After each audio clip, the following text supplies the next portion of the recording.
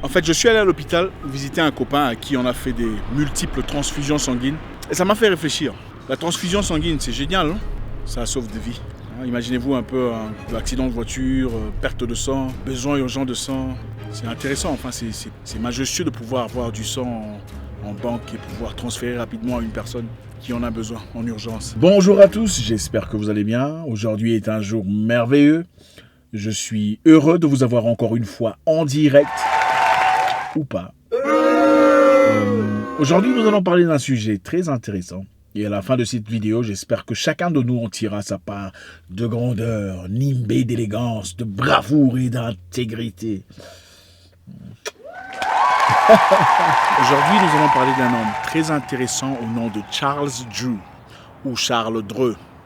Et je suis certain qu'à la fin de cette histoire, vous en tirerez des éléments très intéressants. Né en 1904 dans les ghettos de Washington, des parents afro-américains, Charles Dreux était un garçon courageux, brave, travailleur. Il était sportif passionné, un athlète, recruté par son école à travers laquelle il reçut des bourses d'études. Son ambition de vie était de devenir ingénieur. Il voulait faire mieux que son père qui était nettoyeur de surface ou tout travaux. En Afrique, on les appelle domestiques. Il voulait faire mieux que son père, il voulait être quelqu'un de respecté, quelqu'un de renommé, d'emphatique. Ses ambitions d'ingénieur mourut dans l'œuf, avec la mort de sa sœur qui survint suite à une tuberculose. En 1920, à cette époque, la peste faisait rage. Les gens mouraient comme des chiens. Il y avait plus de 50 millions de morts globalement ont perdu leur vie suite à la peste ou l'influenza.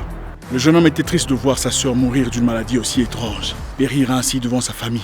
Difficile à accepter. Suite à la mort de sa sœur, Charles Drew jura de faire tout ce qu'il peut pour devenir médecin et consacrer toute sa vie pour sauver de vie. Il fera tout ce qu'il peut pour faire partie des meilleures écoles de son état.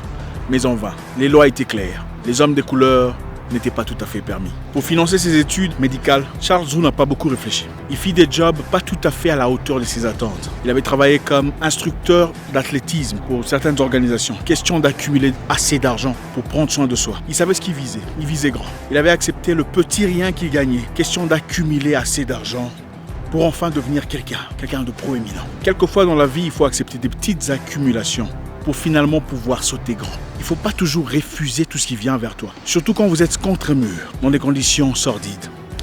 Continuons notre histoire. Après avoir été refusé à Harvard pour des lacunes en anglais, des prétendues lacunes en anglais, Charles Drew fit sa demande d'inscription dans une université canadienne. Une université qu'il accepta sans difficulté, dans le département de médecine. Il devint très vite un étudiant star, une personne exceptionnelle. Il gagnait des prix, des médailles. Il était souvent premier de sa classe. Il savait pourquoi il était là. Il bossait dur. Il n'avait pas de temps à perdre. Alors, qui est Charles Drew? On va aller droit au but et éviter tous les tralala en français, n'est-ce pas?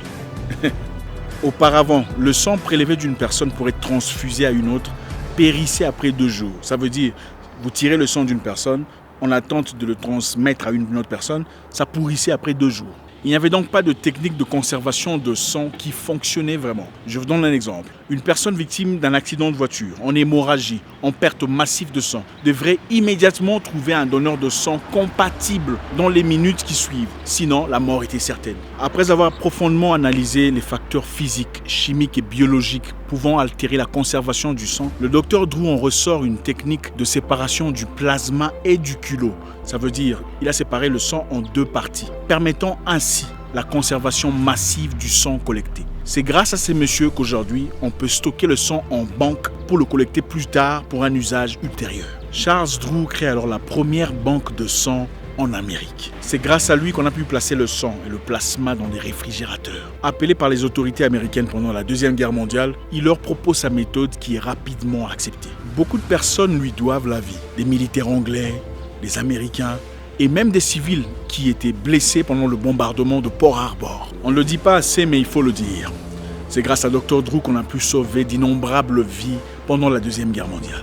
C'est grâce à lui qu'aujourd'hui vous pouvez saigner à l'hôpital, tomber, mais ne pas en mourir, parce qu'il y a du sang sauvegardé quelque part pour remplacer et vous aider à survivre. Dr. Drew travaillait pour la Croix-Rouge américaine quand on lui informait que les militaires américains refusaient d'accepter le sang offert par des personnes de couleur. L'organisation qu'il employait obligeait désormais de séparer les sangs selon la couleur du donneur. Et cela l'avait complètement révolté.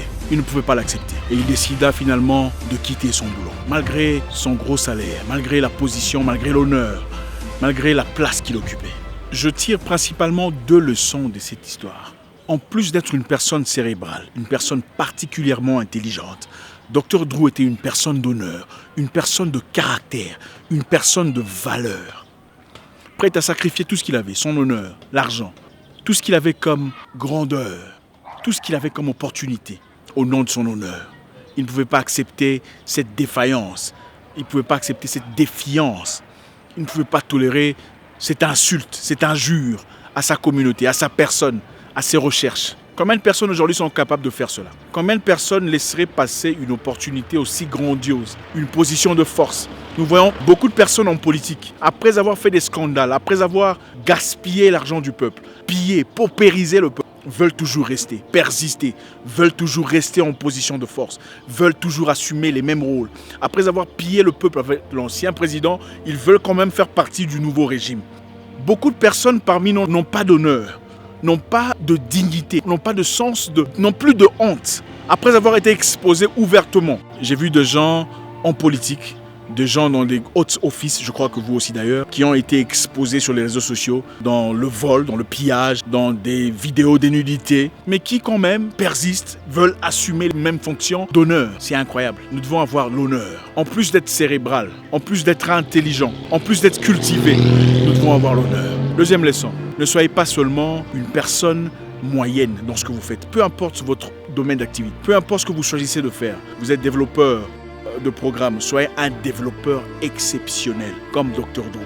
Vous êtes mécanicien, ingénieur, soyez un ingénieur exceptionnel. Ne vous limitez pas seulement aux traits et liens qui ont déjà été établis par les personnes précédentes. Vous êtes unique, reconnaissez-les. Vous êtes capable de faire des choses incroyables. Nous n'existons pas seulement pour vivre, payer les factures. Nous sommes là pour laisser une histoire, pour laisser nos empreintes, pour laisser nos signes. Faites-le de votre façon. La vie ne consiste pas seulement à regarder ce que le voisin fait. Qu'est-ce qui manque chez toi? Qu'est-ce qui ne marche pas? Qui est jaloux de toi? La vie est aussi une question d'enrichir les autres par ta contribution personnelle, par ton œuvre, par ton art, par ton travail, par tes capacités. Ma question est celle-ci. Dans tout ça, combien de personnes à la place de Dr. Drew auraient laissé passer cette opportunité? Combien de personnes auraient démissionné d'une entreprise qui paye gros?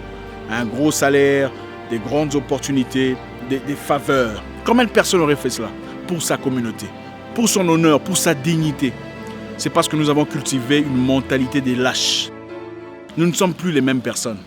Chacun vise d'abord son intérêt personnel.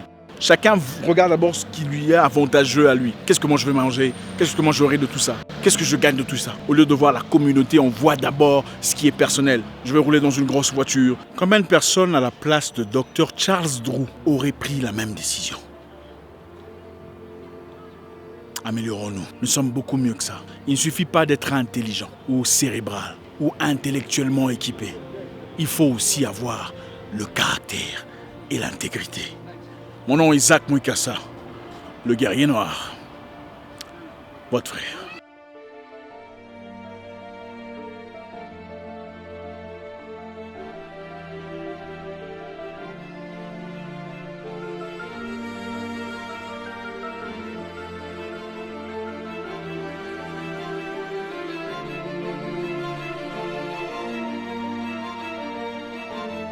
Le 1er avril 1950, à 45 ans d'âge, Charles Drew connut un accident de voiture. Son véhicule fit 3 tonneaux.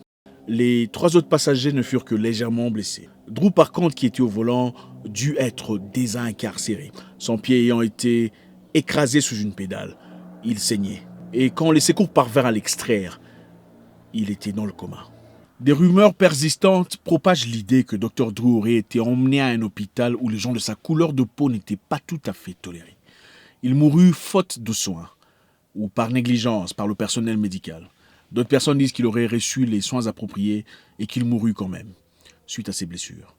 À vous de voir, à vous de juger, à vous de conclure.